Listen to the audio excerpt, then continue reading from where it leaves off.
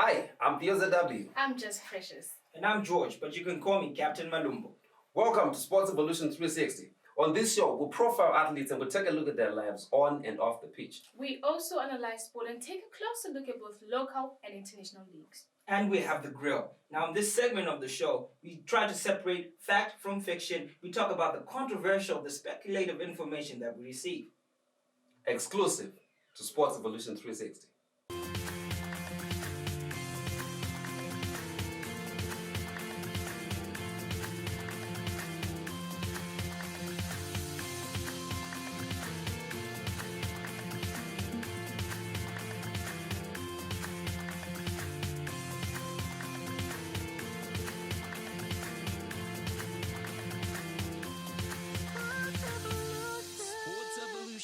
Sportsevolution360. Talking sport is life. This is Sportsevolution360, the show that speaks only the language of sport. And today, it's my honor and privilege to have Kuda Mupasiri, an upcoming, or should I say a free agent at the moment. It's an honor to have him here. Kuda, how are you doing? I'm good, thank you. It's good to be here as well. Thank you. Thank you so much for being here with us. And it's quite a privilege, in fact, to have an effective player as yourself in our studios. But before I go anywhere, I want to know, you are a free agent now. Yes, I am. What are you doing to, when you're supposed to be playing football now, but since you're a free agent, what do you spend your day doing? I've been training. When you're a free agent, it means you're not attached to any team, but that doesn't stop you from training. So I've been training, preparing myself for the next opportunity. Okay. Yeah. Do you have any prospects? Yeah, I've been looking at other teams, and I can only say when that happens. Okay. Yeah. But you're really looking forward to be back in the... Yes, I am. I've been training for the longest, and I am eager to go. Okay. Yeah. Now let me rewind the tape a little bit. How did you start football? From when I was 5, I guess. Mm-hmm. Yeah. My brother is also a footballer. So I guess just watching him play, it's also something that was born in me. So it was very easy to just start. And at grade 3 is when I first played my competitive match in primary, obviously. Okay. And ever since then, I've always known that this was my thing. So your brother has been like your mentor? Yeah, so to speak, yeah. Okay, so is it like a gift or you just took it from your brother? It was a gift. It is a gift. But obviously he pushed me a lot. But I've always loved football. You've always loved football. Yeah. And your parents? They support me so much. My dad passed, but my mom has been very supportive since high school. She came to watch my games. When I played in the Premier League, my debut season, she came to almost every game that was in. She traveled, be it Kariba, Blawayo, so she's always been very supportive. So far, how many seasons have you played so far? You've played one and a half seasons. 1.5 seasons. I started in 2017 mid-season, and then 2018 I got injured, so I didn't play that season. Okay. And then 2019, that's when I joined Chapungu. So that was the full season, yeah, because I started right at the beginning. How was Chapungu? It's a good team, big history. It's obviously an Air Force team, so yeah, there's a lot of demands, but it's a good team. Yeah, their practice also is a bit... Nah, they do football things. It's a football club. Okay, so sometimes you wonder if we're still doing football or we are all in the army now. No, we play football. Okay. Yeah. But other than that, what are your other passions? I love sport in general. So if I'm not playing football, I'm playing something else. Tennis, basketball, I love it. Yeah. So I'm also passionate about business. So yeah, I'm always looking into things. Obviously, there's life after football. When we were talking, you said something about giving back. You love doing, like I called it, you love doing the work of God, if I should put it that way. Yes. You love giving. Yes, I do. I love giving. Sometimes I just go to the streets, pick any random street kid, whatever, sometimes charity. But yeah, I believe that it's always good to put others before yourself. Yes. Was that something you were taught from home, or it's something that came from within you? I believe it's from home because my brother once helped this kid. So we once played for the same team. So it was Shabani versus Platinum, and it was a debut. So Shabani lost that game 2-1. You lost. Yeah, I was Okay. playing for Shabani. You and your then brother, me and you my both brother. lost. Yes, we lost that The game. whole family gathering together to lose. We lost that game. And after losing that game, there was a kid that came to him crying. And he held the kid and they formed a relationship from that point. Up to now, he supports that kid. He takes him to school and stuff like that. So I guess it's something that we were taught from home. Okay. Okay. Well, I've got more that I want to learn from you. So sit back, relax, and more is coming. Please stay with us. We'll be right back.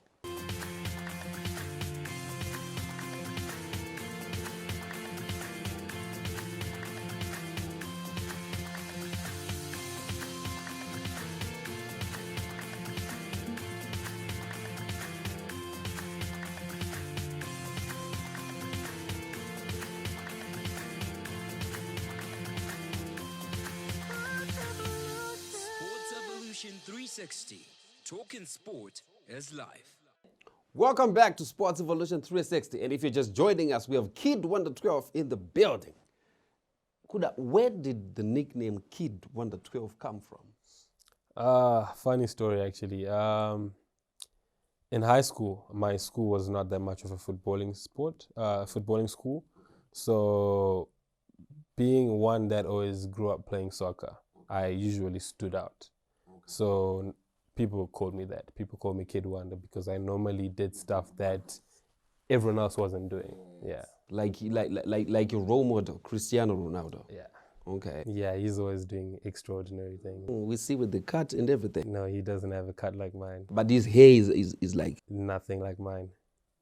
whatever. Okay. Now, looking back at your contract with Chapungu, why did you refuse to have your contract extended with Chapungu? I wasn't getting much game time. As a footballer, what you want is to play football. So there was no need for me to renew my contract without a guarantee of me playing football. Okay. Yeah. Okay. Was it because you were not good enough, or? They know why they weren't playing me, but I was doing all I could. Okay. Yeah, I was training. If you were the coach, how would you rate Kuda Mupasiri? I don't think there's anyone that rates themselves. That's very unlikely. That's why I said if you were. Yeah, but you're putting me as the coach. I wouldn't rate myself. In other words, I'm just asking you, how would you rate yourself? I would play myself. Okay. Yeah. Okay. Yeah. I would play me any day. Okay. Now, what do you take from Cristiano Ronaldo? His arrogance, his will to just go and push everyone. He works so hard, and that's the reason why he's at the top for so long. Yeah, so I love that the most about him. He works really, really hard. And I'm like that as well. I train hard. The only difference is that he's had the opportunities and I haven't. He was born in Europe.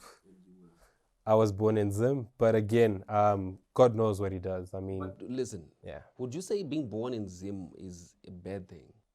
It's not a bad thing, but looking at it from a human perspective, it's a disadvantage. But the Bible says that God knows our plans. So I don't know. Yeah. Those are God's plans. Yeah. But let me talk about your plans. What now? You're a free agent now. Yes, I am. What are your plans? How are you planning to get back into the league? Like I said, I've been training. That means I've been preparing myself for the next opportunity. So the fact that I'm still training, I'm training and talking to people, because normally in our league, you don't just go for trials because that's not how it works. So I am training, and whilst training, I'm also talking to people on which team I can go to, yeah, and so forth. But that's the plan. I plan on playing, if I get an opportunity, whether in Zim, whether outside, the better. South Africa. Yeah. You once went to South Africa. Yes, I did. How did that work out? When I went to South Africa, it was through an invite. I had a friend that was in South Africa for holiday, and he was like, he saw in a newspaper that there were open trials for SuperSport. So I went there. Yeah, it was open trials, as they say. We were about 2,000 people. So the fact that I saw 2,000 people, I mean, it's discouraging, yeah. But because I was there already, I already traveled from Zim. I was there, we were selected, we got cut down from 2,000 to 20. I was part of the 20. From that, we were cut down to 10. And I got injured during a friendly game versus Kaizer Chiefs. And that injury set me back for 2 years. So that was between 20 15 and 17, which when I got well in 2017, that's when I joined Shabani. So I had to come back home because SuperSport hadn't signed me. So there was nothing I could have done. Look, I feel for you. It's a journey. Yeah, there's a lot of persistency and patience that's needed. During the period of your injury, Yeah. do you have like moments where you thought, I will never play football again? Yeah, because I had a completely torn ligament. So normally that means you're gone, especially in Zim where there's not enough, resources for medication and stuff. So it was in my mind a lot, but I kept believing. I did my rehab as much as I could, and the fact that I'm playing again is a miracle. Okay. Yeah. Now, as TheKidWonder, what do you think or what do you feel needs to be changed in the football fraternity? In Zim? Yes. I think that everyone deserves a fair opportunity. Okay. Yeah, which I don't believe happens. Mm-hmm. But if everyone that comes or goes to a football club and says, have a look at me, I think they deserve to be seen, because that's something that's been short on my side. I've trained, I've done all I could, but whenever you pitch up, you're not looked at. Yeah, and normally, again, people look at the ghettos. So if you don't come from the ghetto, you're looked down upon. You're like, no, he can't play football. Something like that, yeah. So that's sad, but that's what it is.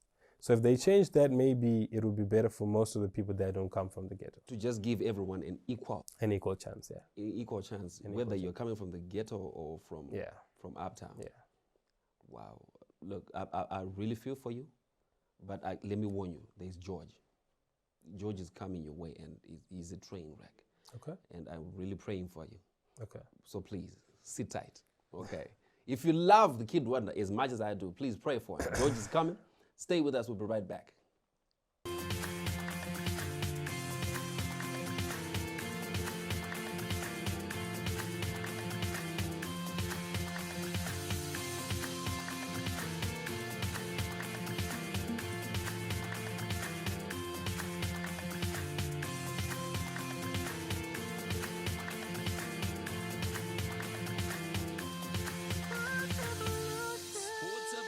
Sportsevolution360.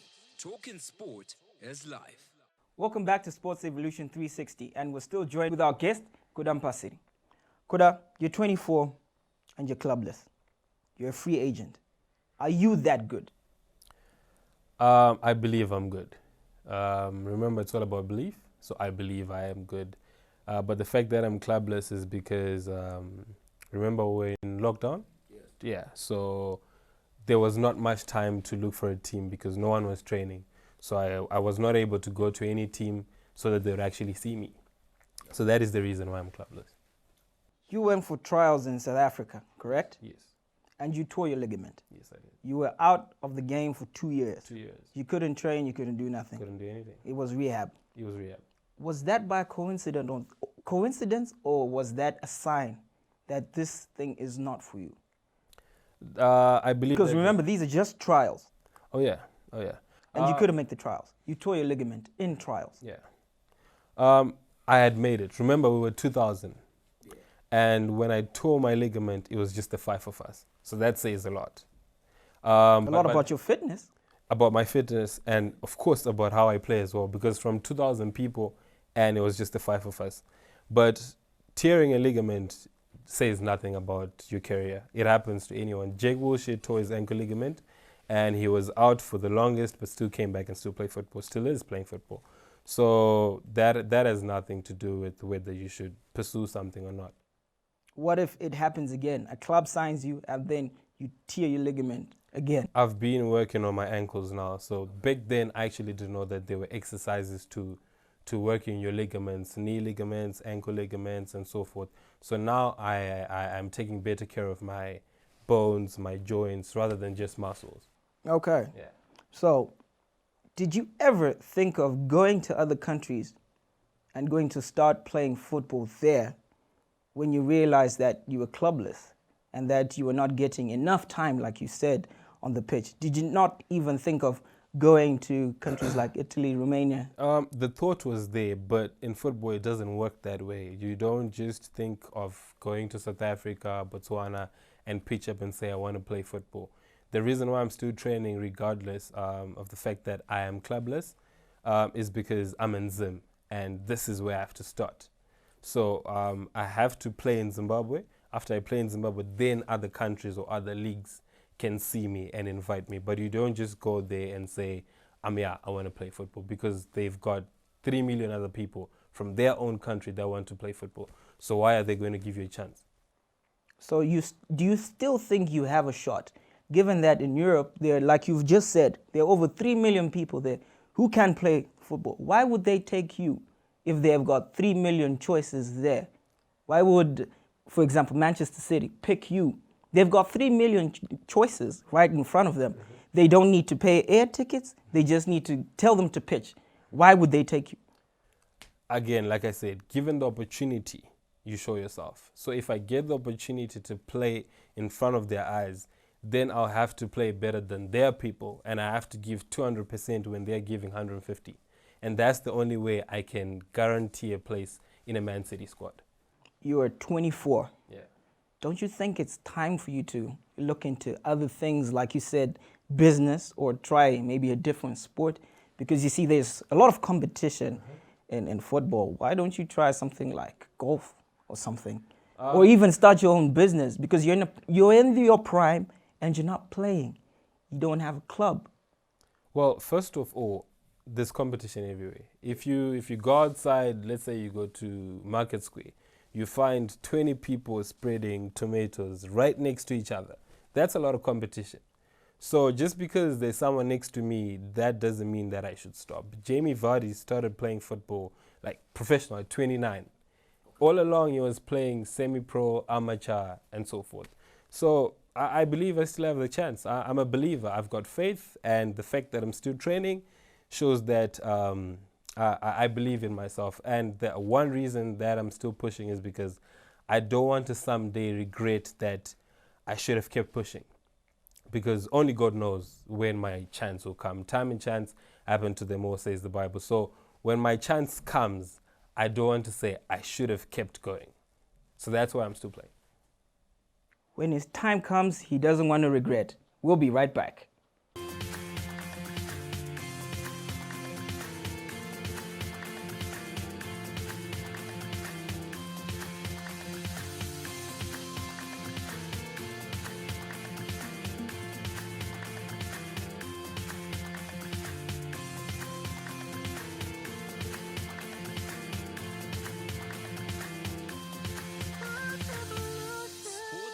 Sportsevolution360. Talking sport is life. I can go all day with you guys, and I really don't have the time. But overall, every player should have an agent. An agent speaks better than you contractually. Okay, you need somebody who represents you as a player. We need people who represent our players as the league. Thank you so much for watching. I'm TheKidWonder. I'm just precious. And I'm Captain Malum. See you next time. Talking sports is live.